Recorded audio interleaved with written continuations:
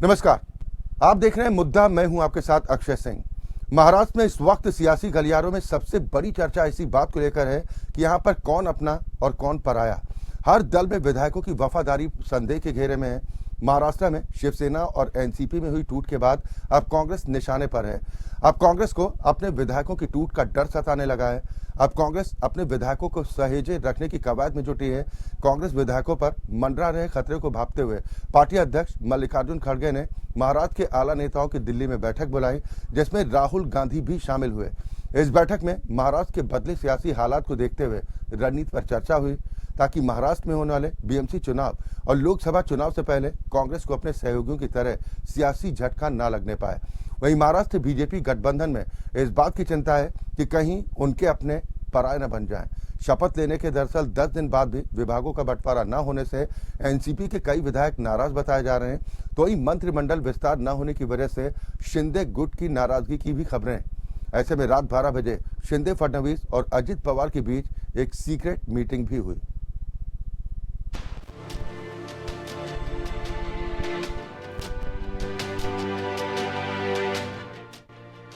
सियासत में कौन अपना और कौन पराया है, ये कहना बड़ा मुश्किल है। सियासत में वफादारी काल और परिस्थिति पर निर्भर करती है। अब महाराष्ट्र में कांग्रेस विधायकों की वफादारी दांव पर है। महाराष्ट्र में पहले शिवसेना और फिर एनसीपी में फूट के बाद अब कांग्रेस में भी बगावत की सुगबुगाहट है। कई बीजेपी नेताओं ने ऐसा दाव किया है कि कांग्रेस से नाराज विधायक उनके संपर्क में हैं और वे एनडीए में शामिल होना चाहते हैं। ये खबर जैसे ही कांग्रेस आला कमान को हुई, दिल्ली दरबार सक्रिय हो गया। महाराष्ट्र में शिवसेना और एनसीपी में हुई टूट के बाद अब कांग्रेस अपने विधायकों को सहेजे रखने की कवायद में जुट गई है।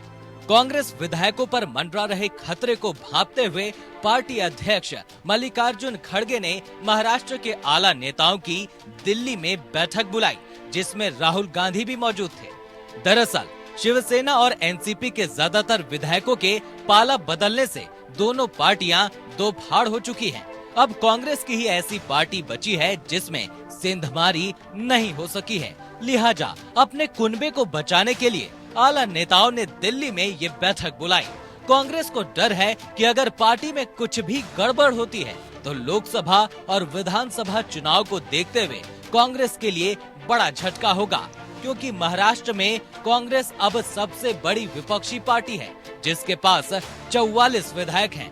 उधर विधायकों की वफादारी की परीक्षा महाराष्ट्र में बीजेपी गठबंधन में भी चल रही है। सोमवार मंगलवार की दरमियानी रात मुंबई में सीएम आवास की दीवारों के बीच एक सीक्रेट मीटिंग हुई। पहली बार सीएम शिंदे और दोनों डिप्टी सीएम इस तरह की मीटिंग में साथ थे। रात 12 बजे उप मुख्यमंत्री अजित पवार सीएम एकनाथ शिंदे के बंगले वर्षा पर आए और करीब 1.5 घंटे बाद 1:30 पर निकले। वहीं दूसरी तरफ देवेंद्र फडणवीस रात करीब 11:15 बजे मुख्यमंत्री के आवास वर्षा पर पहुंचे थे और अजित पवार के जाने के आधे घंटे बाद रात 2 बजे निकले। माना जा रहा है कि तीनों के बीच मंत्रिमंडल विस्तार को लेकर चर्चा हुई। दरअसल अजित पवार समेत एनसीपी के 9 विधायक करीब 10 दिन पहले ही मंत्री के रूप में शपथ ले चुके हैं, लेकिन अभी तक उनके विभागों का बंटवारा नहीं हो सका है। बताया जा रहा है कि इससे एनसीपी विधायकों में नाराजगी है। वहीं मंत्रिमंडल विस्तार नहीं होने से शिंदे गुट भी नाराज बताया जा रहा है। जाहिर है बीजेपी अपने सहयोगियों शिवसेना और एनसीपी के विधायकों को एकजुट बनाए रखने के लिए जल्दी से जल्दी मंत्रिमंडल विस्तार और विभागों का बंटवारा कर उनकी उम्मीदों को पूरा करना चाहती है। वहीं महाराष्ट्र में मची सियासी उथल-पुथल के बीच सीएम शिंदे और उद्धव ठाकरे को बड़ा झटका लगा है। विधानसभा अध्यक्ष राहुल नार्वेकर ने सीएम एकनाथ शिंदे समेत उनके 14 विधायकों को अयोग्यता मामले में नोटिस जारी किया है। उधर महाराष्ट्र के बाद उत्तर प्रदेश में भी सियासत उलटफेर की स्क्रिप्ट लिखी जा रही है। आरएलडी अध्यक्ष जयंत चौधरी और बीजेपी के बीच बढ़ती नजदीकियां सियासी गलियारों में चर्चा का विषय बना हुआ है। यूपी बीजेपी प्रदेश अध्यक्ष भूपेंद्र सिंह चौधरी ने कहा है कि अगर जयंत चौधरी एनडीए में शामिल होते हैं तो उनका निजी तौर पर स्वागत करूंगा। हालांकि बीजेपी की तरफ से इस पर कोई आधिकारिक बयान जारी नहीं हुआ है। ऐसे में सवाल तो यही है कि आखिर सियासत में कौन अपना और कौन पराया है। Bureau report, APN।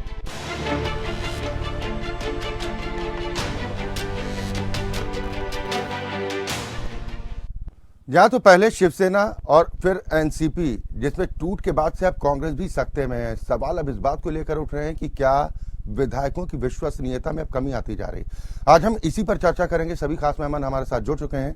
सबसे पहले अपने दर्शकों की मुलाकात अपने आज के सभी सम्मानित अतिथियों से। मेरे साथ बीजेपी प्रवक्ता विजय खैरा साहब इस कार्यक्रम का हिस्सा हैं। मुन्ना खान साहब प्रवक्ता कांग्रेस पार्टी के हमारे साथ इस डिबेट में शामिल हैं। संजय द्विवेदी साहब, आप प्रवक्ता शिवसेना हैं, पार्टी का पक्ष रखने के लिए हमारे साथ इस कार्यक्रम में शामिल हैं। और एनसीपी का प्रतिनिधित्व करने के लिए मुकलेश शेख साहब हमारे साथ इस कार्यक्रम में शामिल। बहुत स्वागत है आप सभी का। लेकिन शुरुआत मैं विजय खैरा साहब आपसे ही करूंगा। ये तो बड़ी विचित्र स्थिति हो गई, अपने विधायकों की वफादारी पर संदेह। ये कैसी सियासत है? क्या विचित्र स्थिति हो गई सर? अपने ही विधायकों पर अब संदेह है। दल कोई भी हो, सबको डर है कि कौन सा विधायक कब चला जाए। ये विश्वसनीयता का अभाव क्यों? तो उन लोगों में है ना, जो लोग परेशान है इतने दिनों से, जिनके पास नेतृत्व नहीं है। शरद पवार जी का नेतृत्व बचा नहीं है, वो संभाल नहीं पा रहे शुरू से ही पार्टी। निर्णय पहले कुछ कर रहे थे, फिर कुछ करा, फिर एक दिन प्रधानमंत्री जी को मिलने आए। क्या राजनीतिक बात हुई हमें नहीं पता, कयास तो लगाए गए, चले गए वापिस। मेरा मतलब ये है कि अगर जो विधायक है, जो राजनीति करता है, वो हमेशा उत्तरोत्तर अपना भला और चुनाव जीतने का उसका उद्देश्य सदा रहता है। अब चुनाव जीतने में जिनको दिखाई दे रही है कि आगे जनता किसके साथ जा रही है, तो नेचुरली वो तड़फ रहे हैं कि अब हारेंगे हम। सत्ता तो एक अलग बात है, सत्ता का लालच तो होता ही होगा, होता ही है, लेकिन उससे बड़ी बात क्या, चुनाव जीतना। अगला चुनाव नजदीक है, कोई लोकसभा आ रहा, फिर विधानसभा आ रहा महाराष्ट्र में, वो चिंता उनको सता रही है। उन्हें लग रहा है कि हम अब शरद पवार जी के नेतृत्व में चुनाव नहीं जीत पाएंगे, इसलिए वो कई दिनों से परेशान है। वरना वो अजीत पवार के साथ क्यों जाते लोग? अजीत पवार जी कभी भी शरद पवार जी से बड़े नेता तो नहीं रहे, आज भी नहीं है, फिर भी लोग जा रहे हैं। यही हाल उसमें उद्धव ठाकरे के साथ हुआ। उद्धव ठाकरे जी तो कभी नेता ही नहीं थे, कभी विधायक भी नहीं रहे थे, ना उन्हें कोई अनुभव था। उस नौसिखिएपन से उन्होंने बड़ी भारी गलती की, और बाद में जब चले जाते हैं तो लोग बीजेपी पे दोष मढ़ने लगते हैं। अब आज राहुल गांधी का नेतृत्व हिंदुस्तान में बिल्कुल स्वीकार्य नहीं है, और विशेष तौर से एक तो वो नेतृत्व की क्षमता नहीं है। उससे बड़ी गलती ये है कि आधी रात को जाके चाइना एम्बेसडर से मिलकर डोकलाम के समय मिलते हैं, वो कहते हैं हम नहीं मिले। क्या सोचा जाए इससे? अमेरिका में भी एक खैरा साहब, थोड़ा जो कल सीक्रेट मीटिंग हुई है, उस मीटिंग के बारे में अगर कुछ दर्शकों को बता पाए। अचानक ऐसा क्या हुआ कि देर रात मीटिंग बुलानी पड़ी? नहीं, देर रात और दिन का सवाल ही नहीं, मीटिंग तो होती ही रहती है, चाहे रात हो चाहे दिन हो, उससे मतलब नहीं है। इसमें देर रात क्यों? अगर कोई भी एक्शन होगा तो उसका रिएक्शन तो होगा ही होगा। विभाग में बंटवारे को लेकर खींचतान है क्या? क्या कुछ विभागों का बंटवारा नहीं हो पाया अब तक। शपथ लिए हुए 10 दिन का तकरीबन वक्त हो गया, और कहा जा रहा है कि एनसीपी के इन विधायकों में नाराजगी है, और 10 शिंदे गुट के भी कुछ विधायक परेशान हैं।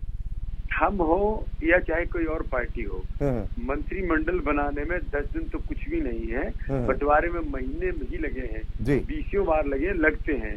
तो योग्यता भी, उनकी चाहत भी, उनकी मंशा भी, कौन कहाँ होगा, ये सब 3-3 गुट का जब समन्वय मिला के बनाना है तो इसमें समय लग सकता है, जो कोई बड़ी चीज नहीं है। ठीक, आप समन्वय की बात कर रहे हैं, लेकिन मुन्ना खान साहब, जो शिवसेना के साथ हुआ, जो एनसीपी में हाल में देखने को मिला, इससे डर गई है क्या कांग्रेस?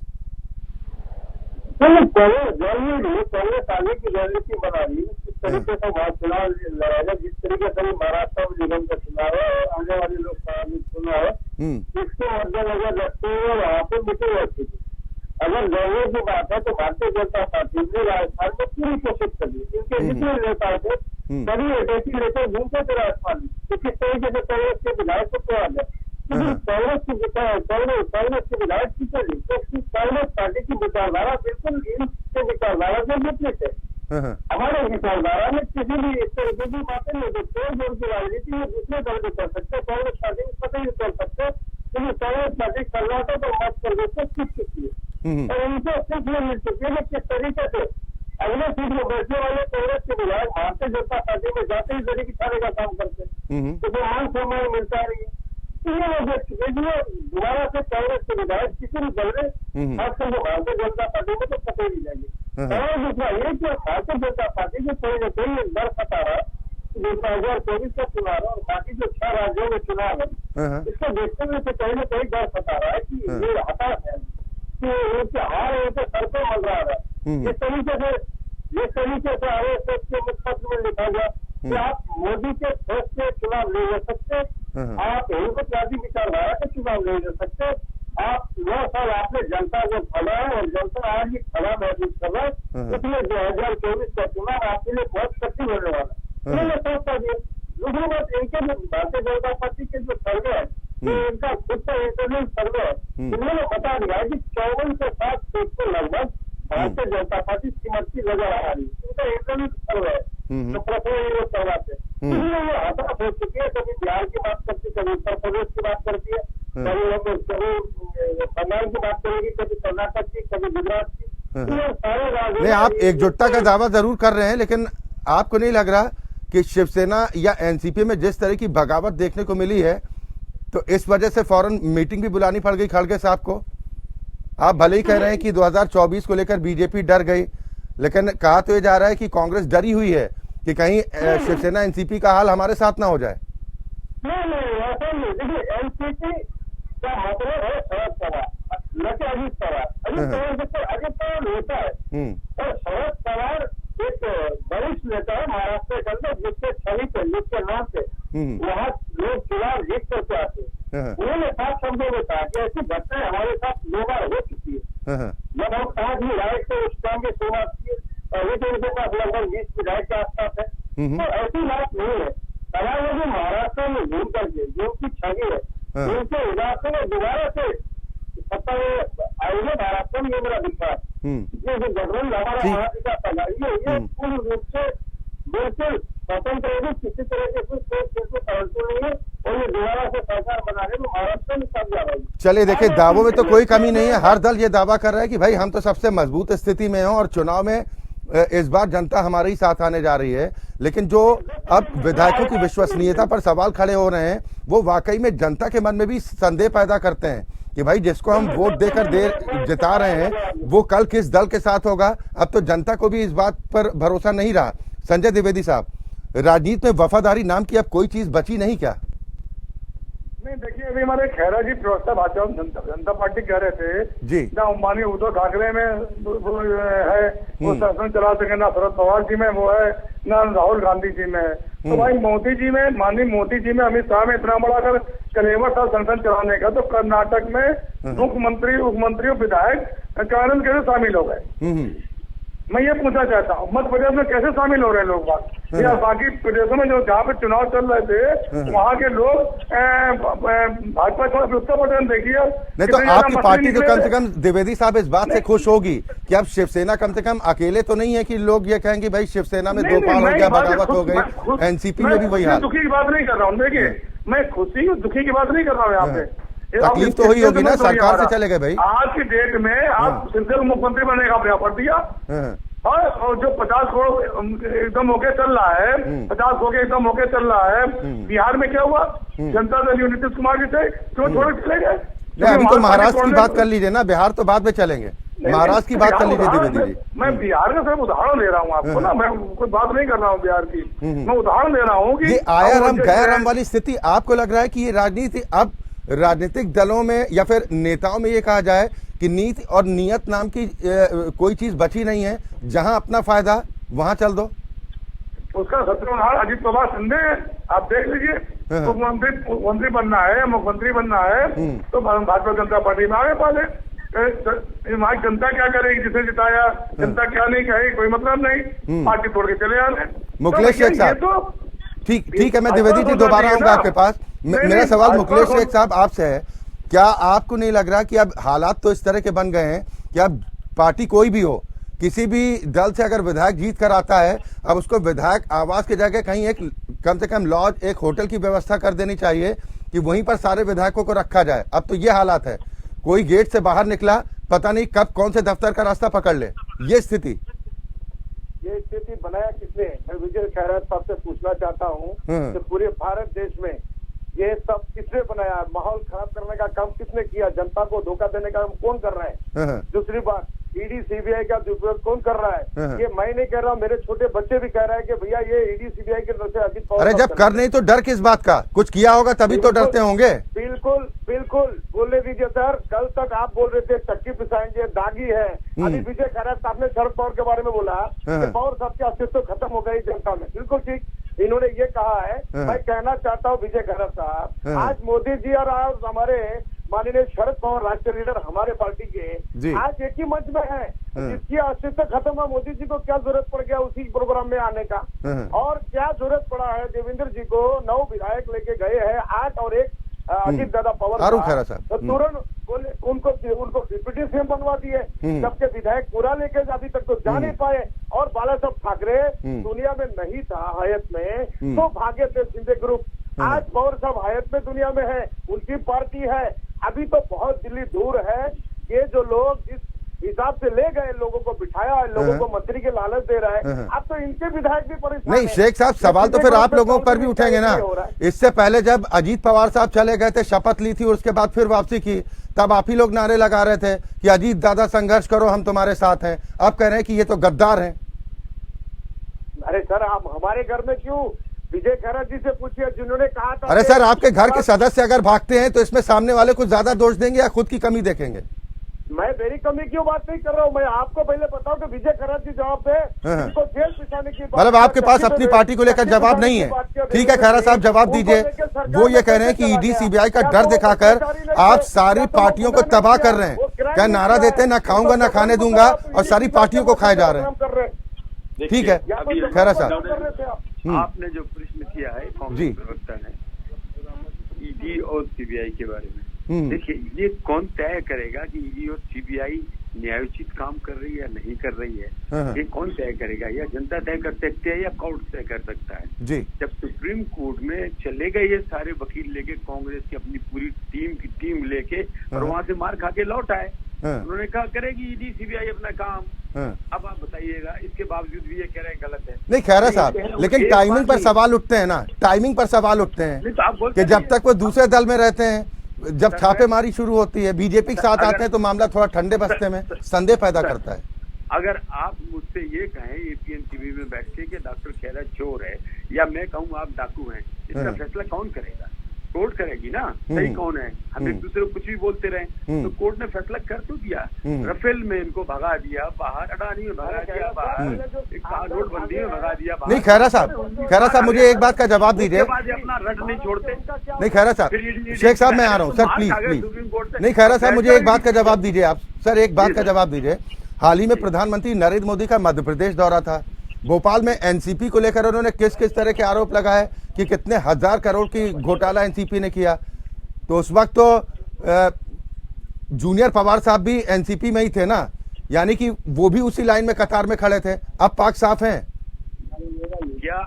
अगर आज ही रात को राहुल गांधी जी चाइनीज एम्बेसडर से मिलके आते हैं और कहते हैं हम नहीं मिले, अरे सर गद्दारी करते हैं तो केंद्र में सरकार आपकी ये कार्रवाई कीजिए। बात का जवाब, मुझे एक ही लाइन बोलूंगा, 2 लाइन नहीं बोलूंगा, 2 लाइन नहीं बोलूंगा। ठीक। अगर अमेरिका में जाके वो हिंदुस्तान की बुराई करते हैं तो क्या आप सामने बैठे प्रवक्ता कांग्रेस के, क्या ये भी दोषी हैं क्या? नहीं, आरोप तो आपकी पार्टी के नेताओं पर भी और माननीय प्रधानमंत्री पर भी लगते हैं कि प्रधानमंत्री पद पर जब नहीं थे तब वो विदेश में जाकर क्या कहते थे, वो भी तो सवाल खड़े कर रहे हैं। हमने ये तो सीनेट में कह के आया कि 2014 के पहले तो सर आपका भी जन्म हुआ, आपको भी शर्मिंदगी लगती है क्या? नहीं बन सकते, फिर भी ये लोग झेल रहे हैं। मैं इनकी हिम्मत की दाद देता हूँ। ऐसे नेतृत्व को झेल रहे हैं जो देश के खिलाफ कभी चाइना में बात करते, कभी अमेरिका में बात करते हैं, और फिर भी इनकी हिम्मत है। अगर वो गलती करते हैं तो उसकी सजा ये नहीं भुगतेंगे क्या? या भुगतेंगे? हम तो नहीं कह सकते कि ये ऐसी हरकत कर रहे हैं। ठीक है मुन्ना खान साहब, मुन्ना खान साहब, उनका सीधा आरोप है कि जब बीजेपी का मुकाबला नहीं कर सकते हैं तो देश छोड़ जाते हैं, देश के बाहर जाकर देश की बुराई करते हैं, कमियां निकालते हैं। पैसा पकड़ा गया, का घर बसा लिया है। शेख साहब बारी बारी से, अब तो चर्चा के समापन का भी वक्त हो रहा है, बारी बारी से अगर आप लोगों के कमेंट हो जाए। शेख साहब, लेकिन संजय त्रिवेदी जी ने बात कही थी क्या हो गया इन्होंने। अरे मुन्ना खान साहब, अशोक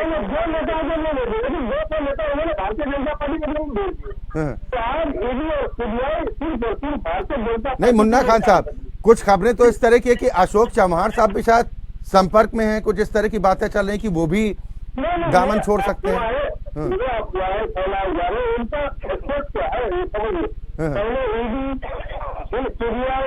उसके बाद हमारे उसके बाद कौन था